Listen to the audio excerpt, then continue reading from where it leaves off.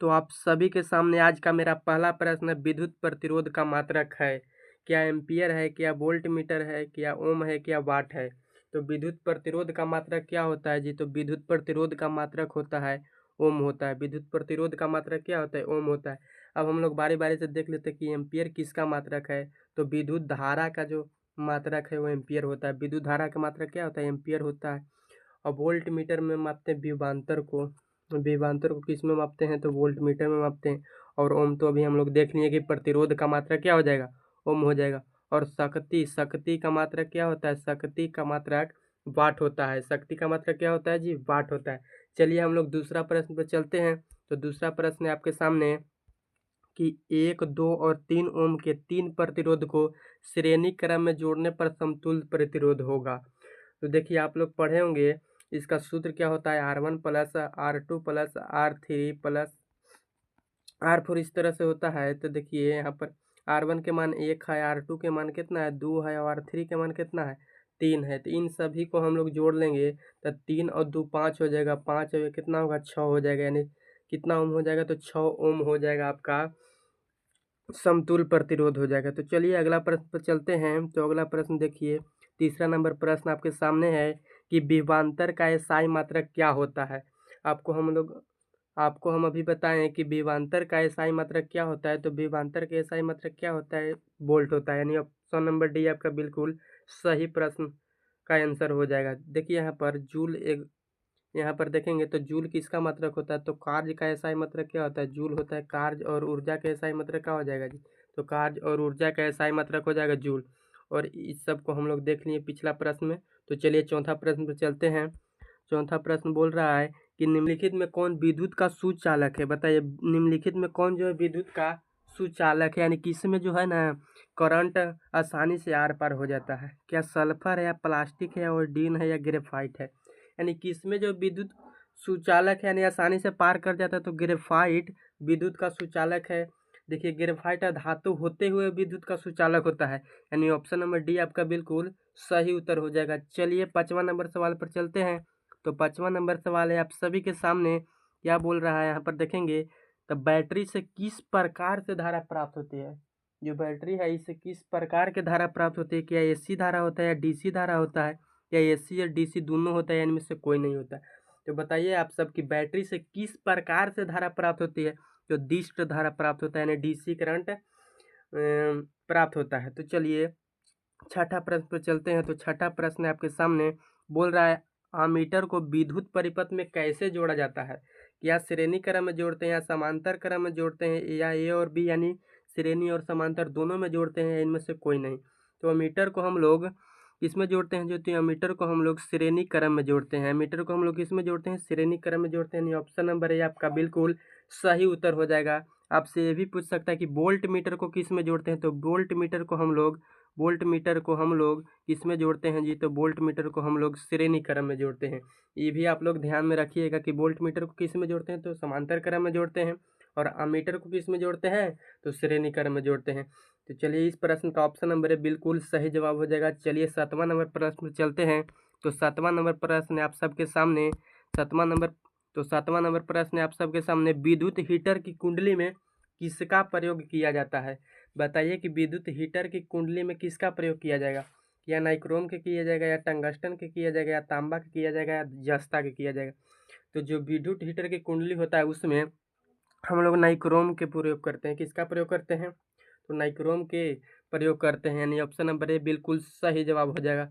चलिए 8वां नंबर सवाल पर चलते हैं। तो 8वां नंबर सवाल है आप सबके सामने बोल रहा है कि विद्युत चुंबक बनाए जाते हैं। यानी विद्युत चुंबक है इस सब ऑप्शन में किससे बनाया जाता है? क्या इस्पात से बनाया जाता है, चांदी से बनाया जाता है, पीतल से बनाया जाता है, या नर्म लोहे से बनाया जाता है? यानी विद्युत चुंबक किससे बनाया जाएगा? तो विद्युत चुंबक आप सब पढ़े होंगे कि नरम लोहे के बनाया जाता है। यानी विद्युत चुंबक आपका हो जाएगा ऑप्शन नंबर डी हो जाएगा। विद्युत चुंबक नरम लोहे के बनाया जाता है। तो चलिए 8वां नंबर सवाल हो गया। 9वां पर चलते हैं। तो 9वां नंबर सवाल है आप सबके स्क्रीन पर देखिए कि 1 HP इसको बोलते हैं हॉर्स पावर, यानी एक अश्व शक्ति बराबर होता है। यानी एक अश्व शक्ति है कितने वाट के बराबर होता है? क्या 746 के होता है, 736 के होता है, 767 के होता है, 756 के होता है? तो 1 HP जो होता है 746 वाट के बराबर होता है, यानी ऑप्शन नंबर ए बिल्कुल सही उत्तर हो जाएगा। चलिए 9वां नंबर के बाद 10वां नंबर सवाल पर चल रहे हैं।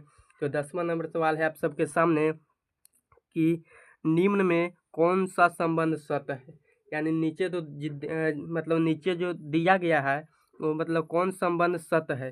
चलिए आप लोग बताइए कि या V बराबर 1/R होता है, या V बराबर R/1 होता है, या V बराबर IR होता है, या V बराबर IR2 होता है। तो आप लोग यहाँ देख सकते हैं कि V बराबर क्या होगा, V बराबर IR होगा। V बराबर क्या होगा, IR। ओम का नियम से हो जाएगा, V बराबर क्या हो जाएगा, IR हो जाएगा, यानी ऑप्शन नंबर सी आपका बिल्कुल सही उत्तर हो जाएगा। चलिए अगला क्वेश्चन पर चलते हैं। तो अगला क्वेश्चन है आप सबके सामने, फटाफट उत्तर लगाइए। बोल रहा है कि धारा में आवेश रहते हैं, यानी धारा में कैसा आवेश रहेगा, क्या विराम अवस्था में रहेगा, या गति की अवस्था में रहेगा, किसी भी अवस्था में रह सकता है, इनमें से कोई नहीं जी। तो बताइए जो धारा में आवेश है वो हमेशा गति करते रहता है, यानी गति की अवस्था में जो आवेश रहेगा हमेशा गति की अवस्था में रहता है, यानी ऑप्शन नंबर बी बिल्कुल सही जवाब हो जाएगा। चलिए 12वां नंबर सवाल पर चलते हैं। तो 12वां नंबर सवाल है आप सबके सामने, देखिए कि शुष्क सेल में ऋण इलेक्ट्रोड किस धातु का होता है। जो शुष्क सेल होता है उसमें ऋण इलेक्ट्रोड किस धातु का होता है जी, क्या कार्बन का होता है, जस्ता का होता है, तांबा का होता है, इनमें से कोई नहीं। तो बताइए शुष्क सेल में ऋण इलेक्ट्रॉन किस धातु का होता है। तो शुष्क सेल में ऋण इलेक्ट्रोड बोलेगा तो जस्ता धातु के होगा, ऋण इलेक्ट्रोड बोलेगा तो किस धातु के होगा, जस्ता धातु के होगा। और यहाँ पर बोल सकता है कि धन इलेक्ट्रोड किसका होता है। तो धन इलेक्ट्रोड किसका होता है जी, तो धन इलेक्ट्रोड होता है कार्बन के, यानी ऑप्शन नंबर ए सही हो जाता अगर धन इलेक्ट्रोड पूछता तो शुष्क सेल किसका, तो शुष्क सेल में ऋण इलेक्ट्रोड पूछेगा तो जस्ता याद रखेंगे, और शुष्क सेल में धन इलेक्ट्रोड पूछेगा तो कार्बन का होता है। तो चलिए 13वां नंबर सवाल पर चलते हैं। तो 13वां नंबर सवाल है आपके सामने कि किस कुंडली का प्रतिरोध ज्ञात करने का सूत्र है, यानी किसी कुंडली का हम प्रतिरोध कैसे ज्ञात करेंगे। हमने आपको अभी बताया कि V बराबर क्या फार्मूला होता है, तो V बराबर IR होता है। यहाँ से हम लोग निकाल सकते हैं, देख सकते हैं कि यहाँ सब R बराबर पूछ रहा है। चलिए सीधा चलते हैं, V बराबर क्या हो जाएगा, IR हो जाएगा। V बराबर क्या हो जाएगा, IR। अब पूछ रहा है हमको R बराबर निकालना है, R बराबर निकालना है ना जी। इधर देखिए V रहेगा और इधर I गुना में है, तो इधर कुछ में आ जाएगा, भाग में आ जाएगा, यानी R बराबर V बटा क्या हो जाएगा, I हो जाएगा। R बराबर V बटा I ऑप्शन नंबर कौन में दिख रहा है, तो ऑप्शन नंबर बी में दिख रहा है, यानी R बराबर V बटा I आपका उत्तर हो जाएगा, ऑप्शन नंबर बी हो जाएगा। चलिए 14 नंबर सवाल पर चलते हैं। सवाल है आप सबके सामने, बोल रहा है कि बिजली के फ्यूज का तार बना होता है, यानी बिजली का जो फ्यूज का तार है किसका बना होता है, क्या टीन का बना होता है, क्या तांबा का बना होता है, तांबा और टीन दोनों का बना होता है, इनमें से कोई का नहीं बना होता। तो बिजली के फ्यूज का जो तार है तांबा और टीन दोनों का बना होता है, यानी ऑप्शन नंबर सी आपका बिल्कुल सही जवाब हो जाएगा। आपकी इसका आंसर याद रखिएगा। चलते हैं अगला प्रश्न पर। तो अगला प्रश्न आप सबके सामने, बताइए इसका आंसर फटाफट क्या हो जाएगा। बोल रहा है जी कि बोल रहा है क्या, किसी चालक का प्रतिरोध निर्भर करता है, या चालक के लंबाई पर निर्भर करेगा, या चालक के अनुप्रस्थ काट के क्षेत्रफल पर निर्भर करेगा, या चालक के प्रकृति पर निर्भर करेगा, या सभी पर निर्भर करेगा।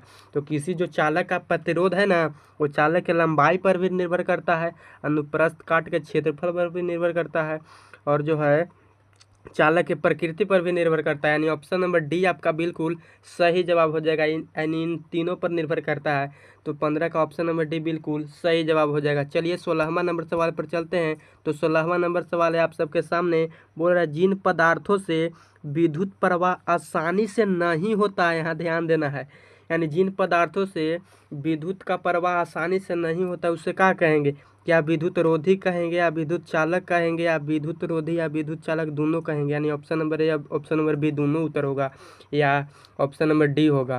तो यहाँ पर देख सकते हैं एक बोल रहा है कि विद्युत का प्रवाह जिनसे आसानी से नहीं होगा उसे क्या कहेंगे जी, तो उसे कहेंगे विद्युत रोधी कहेंगे, यानी ऑप्शन नंबर ए बिल्कुल सही जवाब हो जाएगा। चलिए 17वां नंबर सवाल पर चलते हैं। तो 17वां नंबर सवाल है आप सबके सामने, देखिए क्या कह रहा है। बोल रहा है एकांक समय में विद्युत आवेश के परिमाण के प्रवाह को क्या कहा जाता है, यानी एकांक समय में विद्युत आवेश के परिमाण को क्या कहेंगे, या विद्युत विभव कहेंगे, या विद्युत प्रतिरोध कहेंगे, या विद्युत धारा कहेंगे, या इनमें से कोई नहीं कहेंगे। तो एकांक समय में विद्युत आवेश के परिमाण के प्रवाह को कहते हैं विद्युत धारा। क्या कहते हैं? विद्युत धारा कहते हैं। यानी ऑप्शन नंबर सी बिल्कुल सही उत्तर हो जाएगा।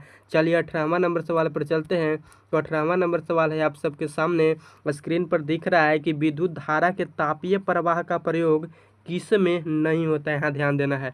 यानी विद्युत धारा का तापीय प्रवाह का उपयोग यानी किस में नहीं होगा? या विद्युत हीटर में नहीं होगा, या विद्युत इस्त्री में नहीं होगा, विद्युत बल्ब में नहीं होगा, या विद्युत पंखा में नहीं होगा। तो यहाँ पर देख सकते हैं सब में मतलब ऊष्मा के बात होगा। विद्युत हीटर में भी ऊष्मा के बात हो रहा है, विद्युत इस्त्री में भी, विद्युत बल्ब में भी। यहाँ पर देख सकते हैं कि पंखा में कोई भी ऊष्मा के बात नहीं आएगा।